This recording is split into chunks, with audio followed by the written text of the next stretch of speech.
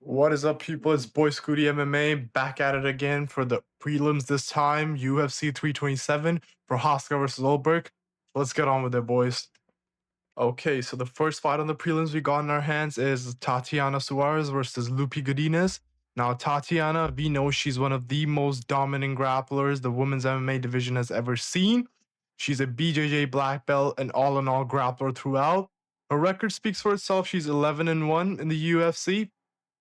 The only loss being to Zhang Weili, but we all know Zhang Weili's a fucking beast, so that doesn't count. Now, Lupi Godinez, she's fighting out of Vancouver, Canada. That's my fucking hometown, so you know we gotta represent.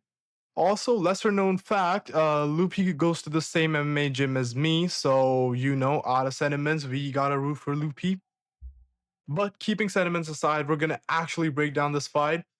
Lupi V knows she's a striker. She has a judo base. So like her favorable outcome for this fight is to keep this fight standing. But realistically, I do not see how she keeps this fight standing because Tatiana is gonna wrestle fuck her for 3 rounds. And the most probable decision I can see here is the fight's probably gonna end in a 30-27 for Tatiana. So yeah, my prediction for this fight is gonna be Tatiana Suarez by decision, probably a 30-27.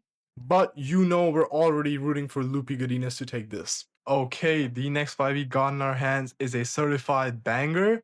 We got Mateusz Gamrot versus Esteban Ribovics. Now, Gamrot, we already know he's always the better fighter on paper.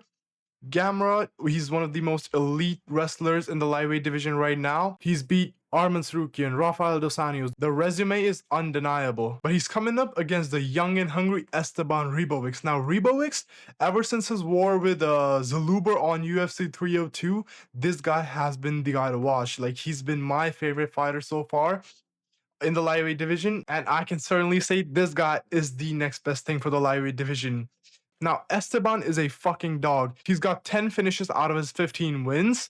Now, how I see this fight goes is Mateusz Gamrot. We know his game plan. He's probably going to shoot for takedowns, try to get the control time, maybe even sneak in some of the submissions in between. But I believe in Ribovics. I am completely hopping on the hype train. Ribovics is the best in grappling transitions and scrambles because he can throw any of those hooks, elbows, knees. You never know.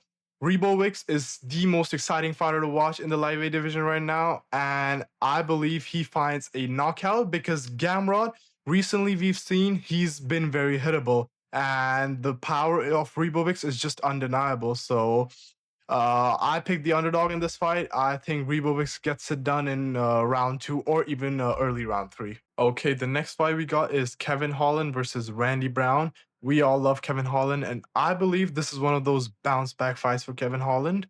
Kevin Holland, I hate to admit it, he's washed as fuck, but Randy Brown is not elite level. Randy Brown, like we know, he's a cheeky little boy. He likes to keep his distance, utilize the jab, but he tends to get a little, I'd say, he tends to get a little gun shy when he does not hurt his opponents, when he cannot keep his range. And with Kevin Holland, you know he won't be able to keep his range because Kevin Holland has a 3-inch reach advantage.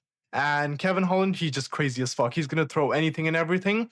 And eventually that's going to lead to Randy getting like mentally broken down. And I believe Kevin finds the sub in probably round 2. So my pick for this fight is Kevin Holland by round 2 submission. All right. I was jumping in my little kitty pants when this fight got announced on Dana's Instagram.